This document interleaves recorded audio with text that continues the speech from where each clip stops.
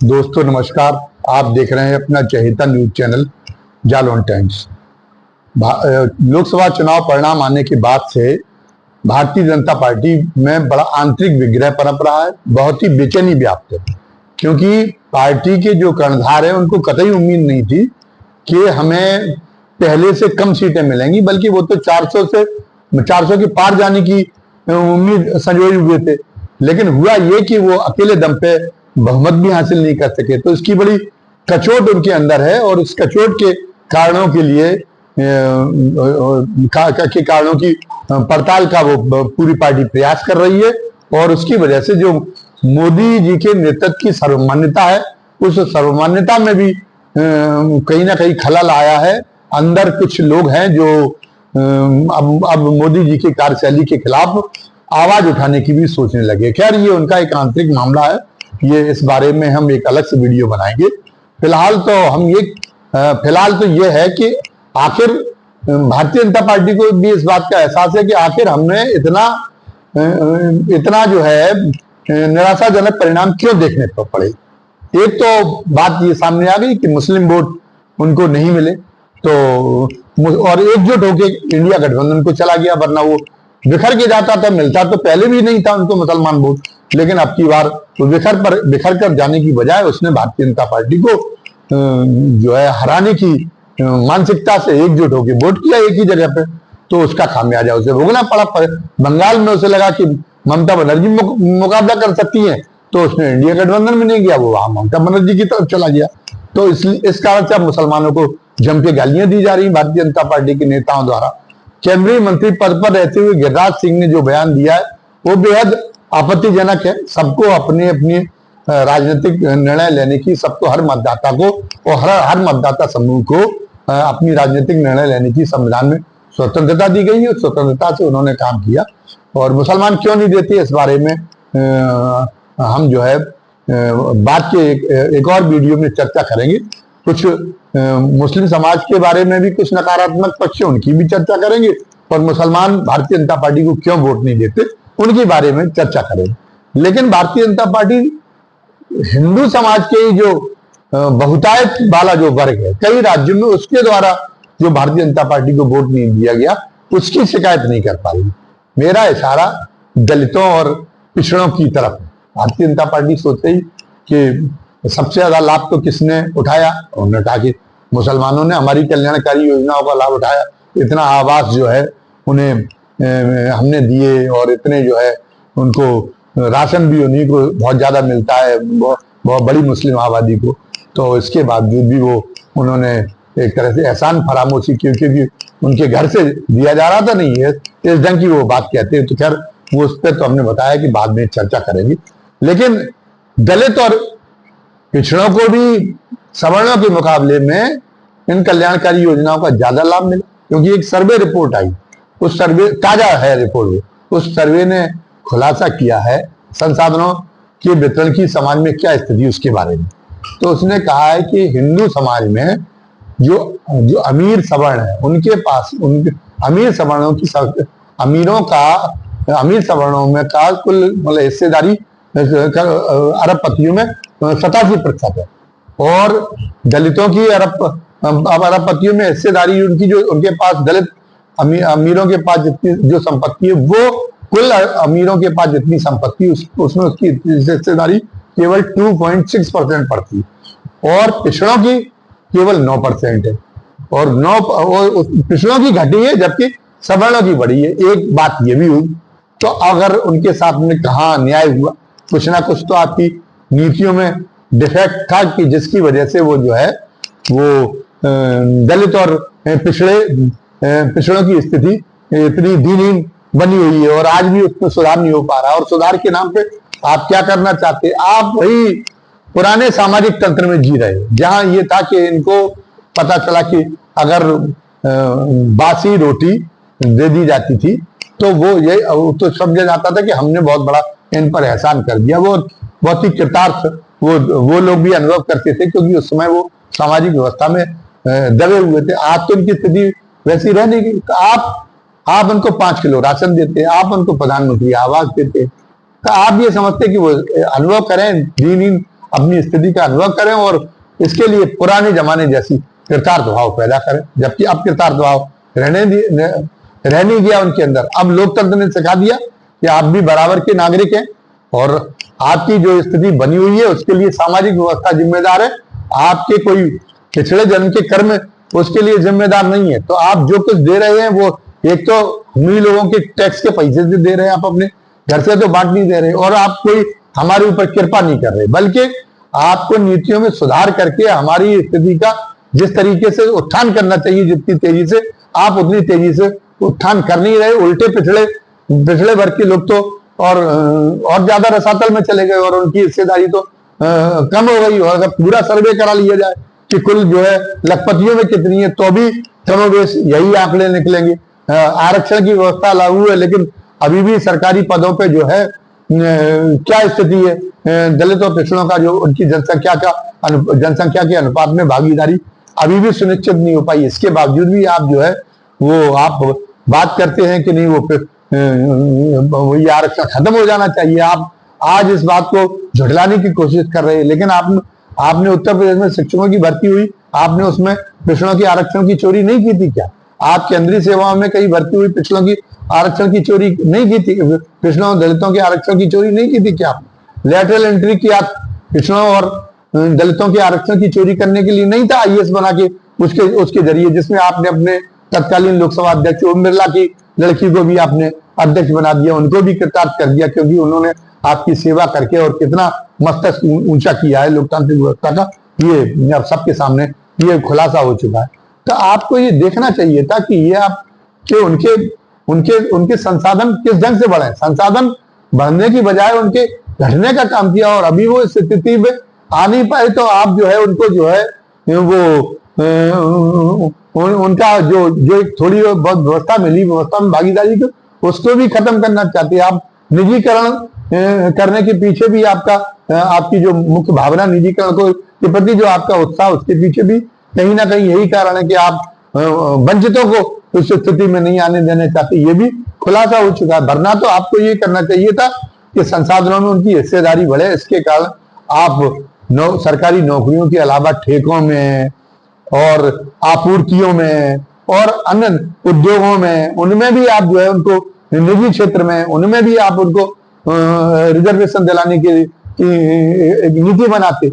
जब ये बातें उठाई जाती हैं तो वो लोग जिनका सबसे ज्यादा स्वार्थ है जाति व्यवस्था बनाए रखने का वो जो है वो ये कहते कि आप तो जाति व्यवस्था को बढ़ावा दे रहे। अरे जिसके किसी ने पता चला कि दूसरों का शोषण करके पैसा इकट्ठा बहुत ज्यादा पैसा जमा कर लिया और उसके बाद में गरीब ये कहने लगे कि इन्होंने तो हमारा शोषण किया था, इन्होंने तो हमारी वो बनती थी मजदूरी बनती थी, हमारा जो मेहनताना बनता था काम करने का उतना कभी मेहनताना दिया नहीं। आप करोड़ों रुपए मुनाफा कमाते रहे, जैसे स्कूलों में आजकल हो रहा है प्राइवेट स्कूलों में, कि वो तो पता चला कि उनकी जो बिल्डिंग पे बिल्डिंग दिन पे दिन खड़ी होती जा रही, अरबों रुपए की संपत्ति इकट्ठी होती जा रही, करोड़ों की संपत्ति इकट्ठी होती जा रही, और अपने टीचर को वो 10-12 हजार में ही उससे काम कराना चाहते हैं, जबकि उनके मुकाबले में वो बदतर माने जाते सरकारी स्कूल। लेकिन सरकारी स्कूल का जो टीचर है वो पता चला कि वो उसकी वेतन की शुरुआत लगभग 50,000 रुपए से हो रही। तो वो योग्यता में जिसको 50,000 रुपए वेतन मिलता है और जिसको 12,000 रुपए वेतन मिलता है, योग्यता में कितना अंतर होगा। लेकिन फिर भी लोगों को भ्रम है कि सरकारी उस प्राइवेट स्कूलों में शिक्षा अच्छी होती है। इस पर भी हम एक अलग से बात करेंगे, ये भी हम नहीं कह रहे इस वरना टॉपिक वरना ये हमारा वीडियो लंबा हो जाएगा, तो हम वही सीमित करना चाहते हो। तो आपने संसाधनों में उनको समुचित भागीदारी दिलाने का प्रयास नहीं किया, और अगर वो आरक्षण से लाभान्वित भी हो गए तो आपने ये भावना बना रखी कि आप महत्वपूर्ण पद उनको नहीं देते। राहुल गांधी ने कहा कि भारत सरकार के 90 सचिवों में से केवल तीन सचिव पिछड़े वर्ग के हैं और उनमें भी वो भी महत्वपूर्ण पदों पे नहीं है।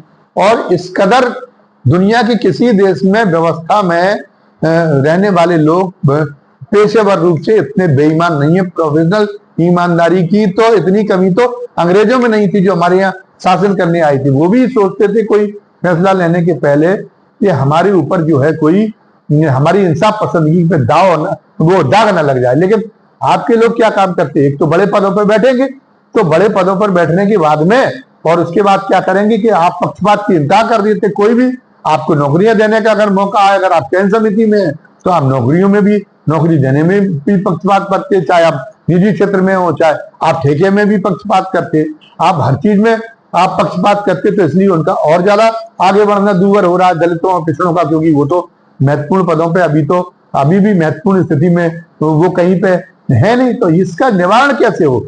अगर अपने अधिकार की बात उठाते हैं तो वो आपको जातिवाद समझ में आता है, और आप जो जातिगत व्यवस्था का इतनी सदियों से लाभ ले रहे हैं वो आपको समझ में नहीं आता।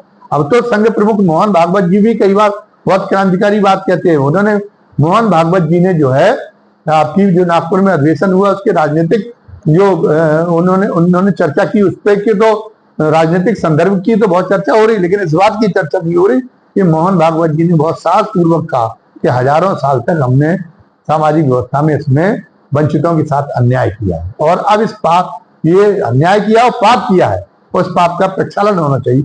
उन्होंने पाप करार दिया है। लेकिन समस्या ये है कि मोहन भागवत जी के संघ के अनुयायी भी इस मुद्दे पर उनकी बात नहीं मानेंगे, बल्कि उनको कोसेंगे। मोहन भागवत जी कई बार कह चुके, लेकिन उन्होंने कोसा। और जो भी भारतीय जनता पार्टी में उच्च जाति का, जो भी समझदार, जो भी ईमानदार, बौद्धिक रूप से ईमानदार व्यक्तित्व हुआ है, उसने हमेशा सामाजिक न्याय की बात की है। आज भारतीय जनता पार्टी जिस मुकाम पर है, उस मुकाम पर उसको पहुंचाने का पूरा श्रेय गोविंदाचार्य का है, जो इस बात को का गवाह है कि बौद्धिक रूप से ईमानदार श्रवण बुद्धिजीवी वही करता है जो बात हम कह रहे हैं। गोविंदाचार्य ने उस समय सोशल इंजीनियरिंग चलाई थी, और उसी सोशल इंजीनियरिंग का नतीजा है कि आज हिंदुत्व का अम्ब्रेला इतना बड़ा हुआ भारतीय जनता पार्टी के लिए कि उसको तीसरी बार सत्ता में आने का अवसर मिल गया। और गोविंदाचार्य की जो सोशल इंजीनियरिंग थी और जो वीपी सिंह की जो थ्योरी थी, आज उसी को मानना पड़ रहा आज।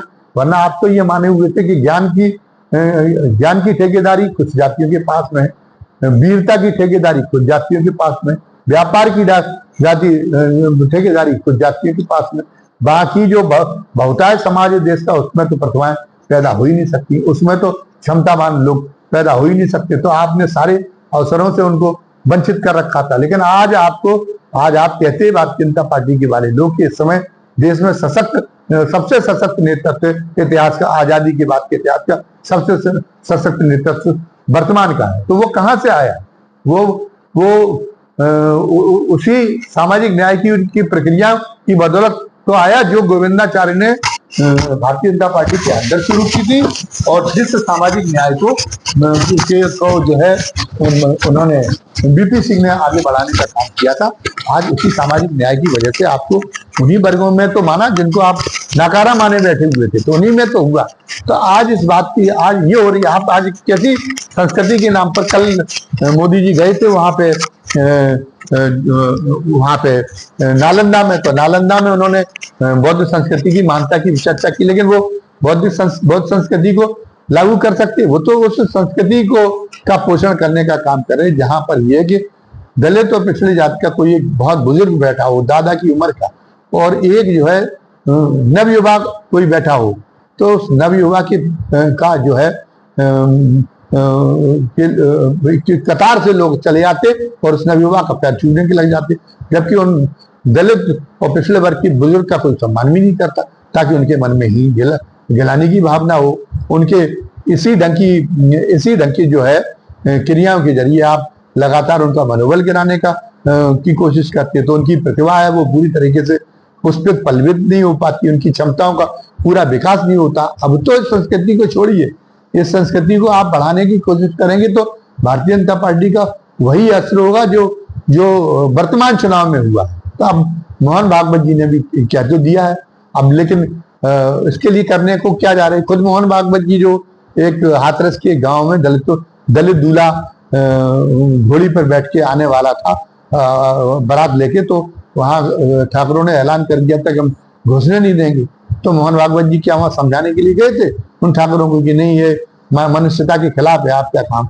कोई भी वर्ग, किसी जाति का दूल्हा हो, उसका एक दिन होता है, उसको पूरे जो है उसके साथ में मनाने का, पूरी हर्षोल्लास के साथ मनाने का अवसर देना चाहिए पूरे उत्साह के साथ, और उसमें आपको खुद की भी शिरकत करना चाहिए। नहीं गए, योगी जी यहाँ के मुख्यमंत्री थे, उन्होंने भी क्या किया उसके नाम पे, उन पे कार्रवाई नहीं की, जबकि ये तो अनुसूचित जाति उत्पीड़न का अपराध था। ठाकुरों के खिलाफ कार्रवाई तो की नहीं, उन्होंने बस फोर्स तैनात कर दिया ज्यादा में, जैसे उन्होंने कोई अपराध ना किया हो, ताकि वो दलित दूल्हा जो है वो घोड़ी चढ़ के आ जाए। तो ये है। तो अब आप एक समय वो था जब उन्होंने ये कहा था, नेताजी सुभाष चंद्र बोस ने 1929 में उड़ीसा के कटक में छात्रों के लिए संबोधित करते हुए कहा था कि इस देश ने उत्थान की करवट तभी ली जब यहाँ पे मिश्रित रक्त वालों की को सत्ता मिली। तो एक तरह से उन्होंने अंतरजातीय विवाहों की वकालत की थी। अंतरजातीय विवाहों की स्थिति तो अभी अगर कोई प्रयास करे भी ईमानदारी से, तो वो व्यापक रूप से अभी होना संभव नहीं। लेकिन अगर आप एक सामाजिक और एक आर्थिक बराबरी अगर बहुत हद तक ला दें, तो सामाजिक ये विवाह जाति व्यवस्था के टूटने का सबसे बड़ा कारण यही शुरू होगा कि अपने आप अंतरजातीय विवाह शुरू हो जाएंगे। जो लोग एक स्तर पे पहुंच गए, एक ऊंचे स्तर पे, आज भी देखिए आईएएस अधिकारी, आईपीएस अधिकारी ज्यादातर वो जो है जाति के बाहर विवाह कर रहे हैं और उनके विवाह को मान्यता मिल रही। ऐसे ही जो बड़े लोग हैं, जो संपन्न लोग हैं, अमीर लोग हैं, वो भी कर रहे। तो आप एक बराबरी पे, आर्थिक रूप से अगर एक बराबरी पे ला दीजिए, तो ये तो अंतरजातीय विवाह शुरू हो जाएंगे और जाति अपने आप अप्रासंगिक हो जाएगी। लेकिन आपको इसमें ईमानदारी दिखानी पड़ेगी। आप इससे काम नहीं चलेगा कि आप 3 विभागों में 90 सचिवों में से केवल 3 महत्वपूर्ण विभागों के सचिव पिछड़े वर्ग के बना के रखे। आपको आबादी के अनुपात पे सत्ता के हर जो है केंद्र में समुचित भागीदारी देनी पड़ेगी। अगर अब उतनी आबादी के बराबर नहीं देते, तो थोड़ा तो लगे कि न्यायपूर्ण जो है करने दीजिए आप, देखिए न्यायपूर्ण जो है कि उनके साथ में थोड़ा न्याय हो रहा है। अगर पिछड़े वर्ग में पैदा होके मोदी जी इतने क्षमतावान हो सकते, तो उनकी क्षमताओं को परखने का आप जो है मौका तो बनाए दलितों और पिछड़ों का, आप उनको भी देखें। मोदी जी जैसी प्रतिभाएं और भी पड़ी होंगी। गुदड़ी के लालों की कमी नहीं है इस देश में, और जब इतनी पूरी व्यापक आबादी का लाभ मिलेगा देश को और समाज को, तो देश और समाज ज्यादा जो है मजबूत होगा। तो अब ये जो अगर चिंतन कोई कर रहा है और ईमानदारी के साथ में अभी चिंतन कर रहा है और एक प्रोफेशनल ईमानदारी की व्यवस्था इस देश में कायम करनी है, भारतीय जनता पार्टी को एक हिंदुत्व का एक बड़ा स्थायी रूप से एक जो है वो अम्ब्रेला बनाना है। तो उन सारी चीजों का संस्कृति के नाम पर, संस्कृति को भी एक शोषण के और भेदभाव के हथियार के रूप में, अन्याय के हथियार के रूप में इस्तेमाल किया गया। तो संस्कृति के वो जो तत्व हैं उनको निखार कर निकालना होगा। एक जो है सार्वभौमिक मानवीयता पर आधारित संस्कृति को आगे बढ़ाने का काम, और उन नीतिगत विसंगतियों को दूर करने का काम जिनसे दलित और पिछड़े जितना बढ़ना चाहिए आगे वो नहीं बढ़ पा रहे, उनको उत्थान के उतने अवसर नहीं मिल पा रहे, वो उन सबको करने का प्रयास करिए। यही एक स्थायी समाधान है, और ये देश और समाज को मजबूत करने का यही एक तरीका है। अब देखना है कि भारतीय जनता पार्टी का नेतृत्व हम जैसे लोग जो बात कह रहे हैं उस पर चिंतन की कितनी जरूरत महसूस करता है। पिछड़े वर्ग के होते हुए भी वो जो है मोदी जी को गलतफहमी ये है कि अभी भी जो बहुतायत समाज है हिंदुओं का, वो तथाकथित उच्च जातियों की बौद्धिक दास्तां में फंसा हुआ है। लेकिन ये नहीं, लोकतंत्र ने उसके अंदर बहुत परिवर्तन ला दिया है। तो वो पिछड़े वर्ग के होके भी सामाजिक न्याय को एक सीमा से आगे नहीं बढ़ाना चाहते। वो उच्च जातियों को खुश रखने वाले सारे काम करना चाहते हैं, चाहे वो धार्मिक मुखौटा ला के करें, चाहे वो सांस्कृतिक मुखौटा लगा के करें, और चाहे वो नीतियों के स्तर पर करें। लेकिन ये मनोवृत्ति, ये मानसिकता उनको बदलनी पड़ेगी। इस मानसिकता से बदलने से हो सकता है कि तात्कालिक तौर पे थोड़ा बहुत भी इनका नुकसान भी हो जाए। जैसे कांग्रेस ने अभी पंजाब में एक दलित मुख्यमंत्री बनाया था, तो कांग्रेस को निराशा हाथ लगी चुनाव में, लेकिन वो उन्होंने कंटिन्यू रखा अपनी इस नीति को न्यायपूर्ण समझते हुए। उन्होंने दलित अपना राष्ट्रीय अध्यक्ष बनाया। इस बार ये हुआ कि उसका प्रतिफल ये मिला कि उनको दलितों का वोट भी मिला, और जिन लोगों ने उनकी जो है सबको साथ में चलने की, सबको साथ में लेकर चलने की नीति को पसंद किया, उन सवर्णों का भी वोट मिला। तो सवर्णों का भी विश्वास आपको मिलेगा। किसी सवर्ण के साथ में भी अगर वो सर्वोच्च पद का अधिकारी, तो उसके साथ में भी आप अन्याय न होने दें। वो जिस क्षमता का है उसको उस क्षमता के मुताबिक अवसर मिले, ये भी सुनिश्चित हो, और साथ साथ में दलित और पिछड़े वर्ग को किसी भी सामाजिक व्यवस्था के नाम पर पीछे धकेलने का काम न हो। तो अब इस दिशा में आगे बढ़ने के लिए कोई और गोविंदाचार्य क्या पैदा होगा भारतीय जनता पार्टी में, ये भी एक सवाल है। या मोदी जी खुद गोविंदाचार्य का अवतार लेने की इस मुकाम पे जरूरत महसूस करेंगे जब उनको पूर्ण बहुमत न मिल पाने से झटका लगा है। अब ये आगे देखने वाली बात होगी। फिलहाल आपको अगर जो नए दर्शक आज पहली बार हमारा वीडियो देख रहे हैं, अगर उन्हें ये वीडियो दिलचस्प लगा हो, विचारोत्तेजक लगा हो, तो उनसे हमारा निवेदन है कि वो ज़्यादा से ज़्यादा संख्या में हमारे चैनल को सब्सक्राइब करें, लाइक करें, और इसमें जो है और बेल आइकॉन दबा दें, ताकि जब भी कोई नया वीडियो हम डालें उसका नोटिफिकेशन आपको तत्काल मिल जाया करे, तत्काल आप उसके बारे में अवगत हो जाया करें। साथ ही कमेंट बॉक्स में आज के हमारे वीडियो के बारे में अपनी राय लिखना न भूलें। धन्यवाद। जय हिंद, जय भारत।